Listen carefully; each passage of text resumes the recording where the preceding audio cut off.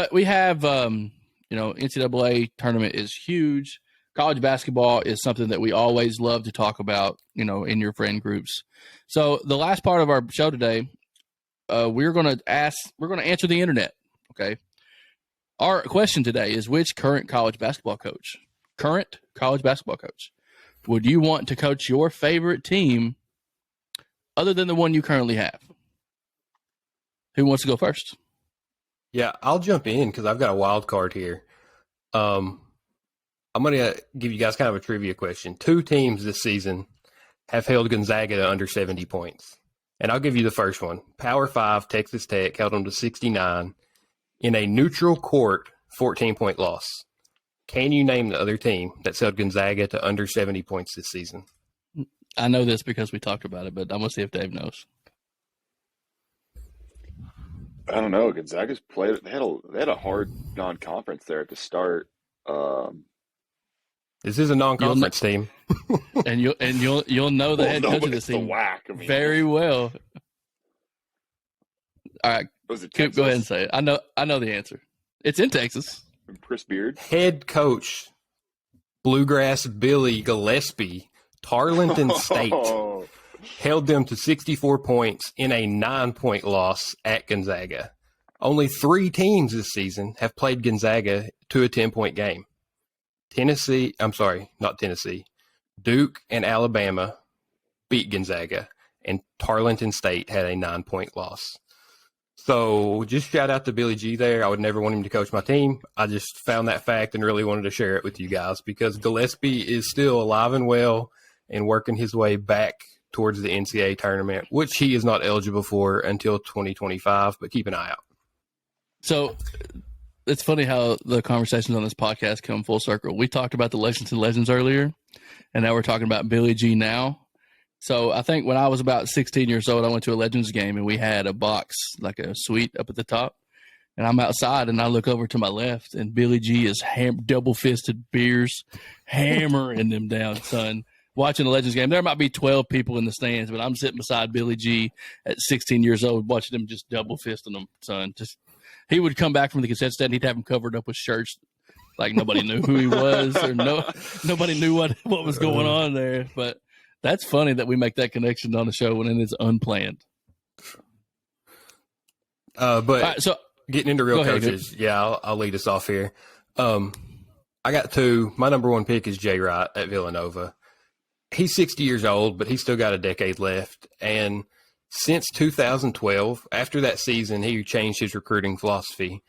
It's only his second losing season he's had in 21 years at Villanova. But he said, I'm going to quit going after 5-star recruits. And I am recruiting guys that fit into the team concept, that fit into my team, that can be team players. In those 9 seasons since then, his team has finished the year as a top 25 AP team. And they've reached the top 10 at some point during that season every time. 2 titles in the last 5 tournaments. He's a guy I love. I love his philosophy. I think he always puts a quality team on the court. And then the other guy I have very similar to me in that philosophy and methodology is Tony Bennett at Virginia. 12 consecutive winning seasons, won the title 2 years ago. And both of these guys are program builders, right? They get you 4-year players. And you can just see the effort that they get. They get maximum effort out of their guys. They have such a high respect for the game, and they're just fundamental players.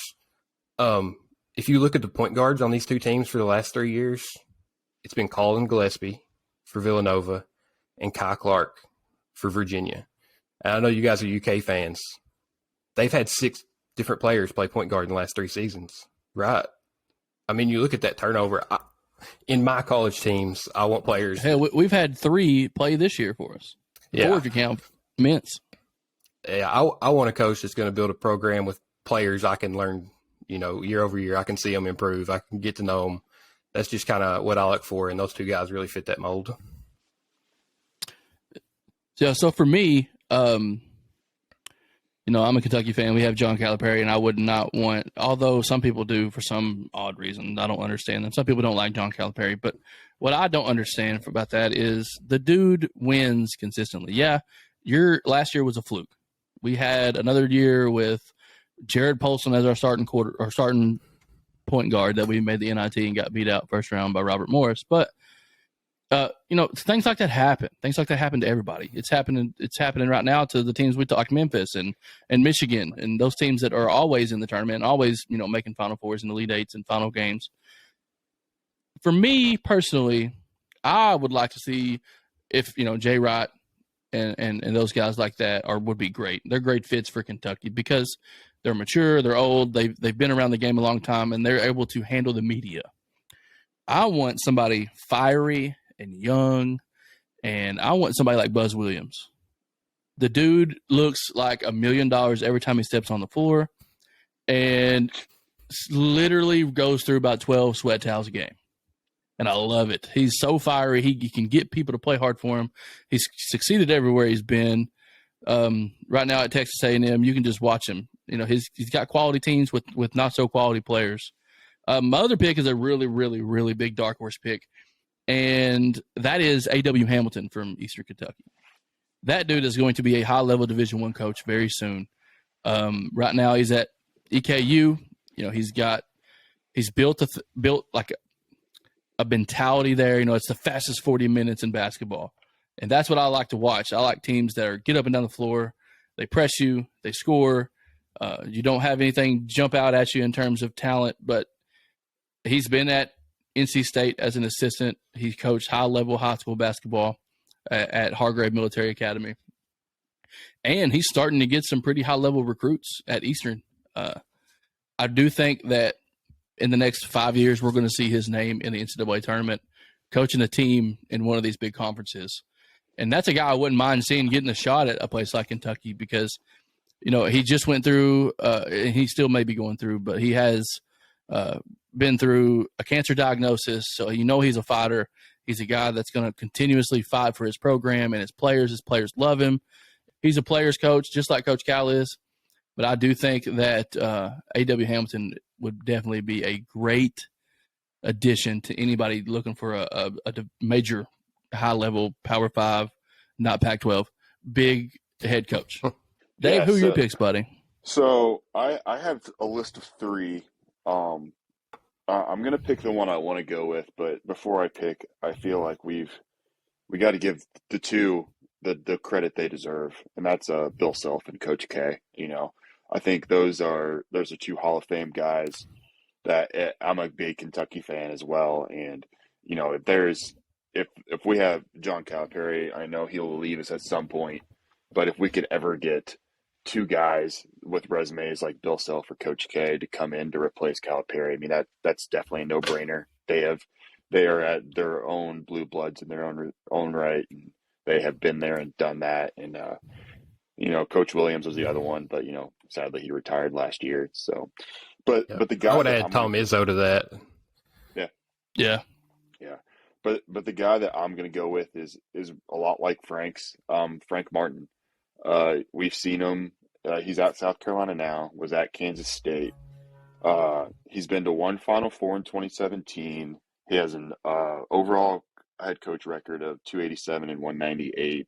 So nothing like crazy, but just the fire that man brings to the sideline is incredible. Talk about a guy who lives to coach. And, when I played sports growing up, I loved it when coaches kept it real with me. Don't sugarcoat it. Tell me how it is. Tell me I suck. Tell me I need to do better. Tell me what I'm doing wrong, all that. And Frank, They've got a lot of that in high school. So much, even more in college. So, but I just respect people that will speak their mind to you no matter what.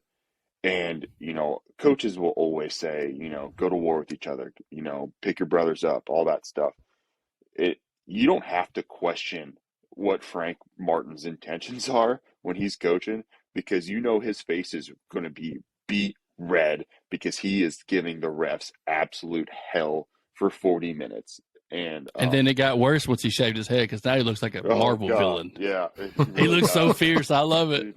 He does. And, I remember when we were teenagers watching those Kansas State games in the tournament, like they were always good games, and I think it's incredible what he has done at two programs that are not big programs. I mean, Kansas State, they've made some runs, but because of him, in my opinion, and now at South Carolina, I mean, we saw what they did in 2017. He can get his team hot. He is a good basketball coach. He's an intense coach. And, Calipari, like Frank said, I love the guy. He deserved his lifetime contract. I hope he stays until he's 90. But he is a fiery coach as well, and I just love seeing that in guys that truly, truly love to coach. And I think Frank Martin fits that bill. Yep. So a lot of good choices. Hopefully we don't have to none of these have to come to fruition anytime soon. But unfortunately, we're running out of time today. So we appreciate you guys tuning in to watch us. We've had a lot of good feedback from last week's show. We hope to do this every week. Life gets in the way sometimes, but we're going to do our best. We appreciate all the support.